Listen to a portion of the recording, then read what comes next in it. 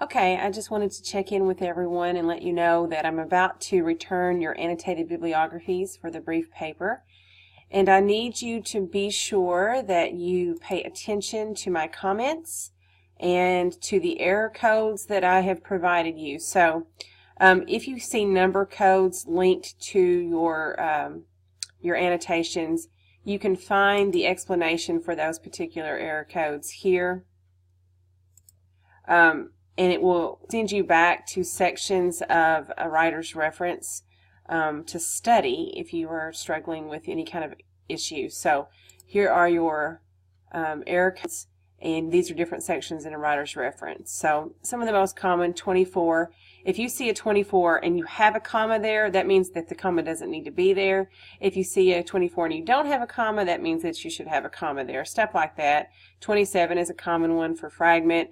If it's some sort of spelling error or wrong word used, 18 and 19 shows up quite a bit as well. So pay attention to those codes and make sure that you learn from your mistakes so that you don't repeat these same issues in the actual paper.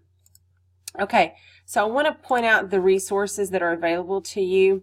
So one other thing I need to note is that you need to make corrections. So if your citations are messed up in any way, I have made note of that, and it is incumbent upon you to fix them for your paper, because your paper has a references page, and the references page has all of your citations in alphabetical order. So if you have a problem with your citations, make sure that you correct them for the brief paper.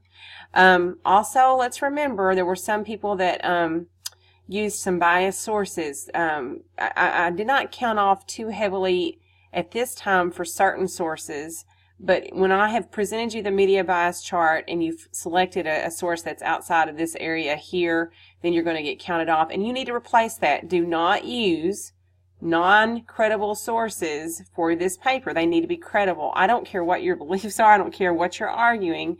I do care that my students are able to evaluate information properly, that you are basing your information on fact and not emotion. It's all about the logos here. So make sure that you are choosing credible sources.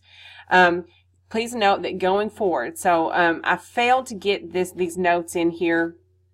It should be a given that Wikipedia is not a credible source. I mean, that's not credible for anyone. Going forward, I'm not going to allow procon.org either. And then just pay attention to this little statement here. So brief paper needs 4 sources total. So if you have to replace any or add any or whatever you need to do, make sure that your 4 sources are credible and that you have provided them on the references page. So getting out of that assignment and just kind of touching base here. This week your brief paper rough draft is due, okay? And you'll note the 4 credible sources here, and then this information about resources.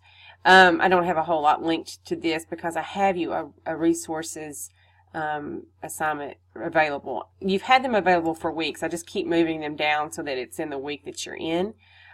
So, a couple of things. APA resources. So these are mostly sample papers, and let me just say that these are student sample papers, so they're not going to be always just the most brilliant things ever, but it can be helpful. And also, you must realize that you guys have got to do a title page. Okay, so I'm giving you information and instruction, but this is also located in APA Section 5, APA 5 of a writer's reference, how to cite your paper, how to set it up. APA is a little bit flexible on some things, so you're going to see that in practical argument, your APA sample looks one way, and in a writer's reference it looks another way. There's a few changes there. That's fine as long as you pick one of the samples, pick one of the examples, and go with it. Okay, so having said that, the most helpful information that you can get is from the videos. And if you're not watching these videos, I don't know what else to say, because I have no other way of teaching you, with my voice other than to provide videos. And so on this videos and resources APA paper, here's what you're going to find. You can download a sample paper here. It's actually the paper that comes from the practical argument. And in 4 separate videos, I show you how to set the paper up. I talk about references and how to set those up. And then I literally walk you through the actual composition of the paper and different things that the author does, okay? So that's 4 videos.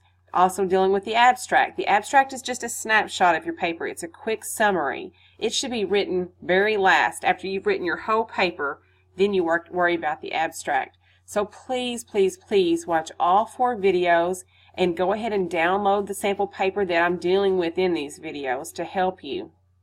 Here is another little video that's just about setting the paper up because it is a little bit different. It has a running head going through the whole paper, but on that first page it literally says running head, and then the following pages it doesn't. There's a way to do that, so make sure you watch that video as well. I hope these videos help. Again, please pay attention to any comments and any grading that you received on the annotated bibliography. Thanks.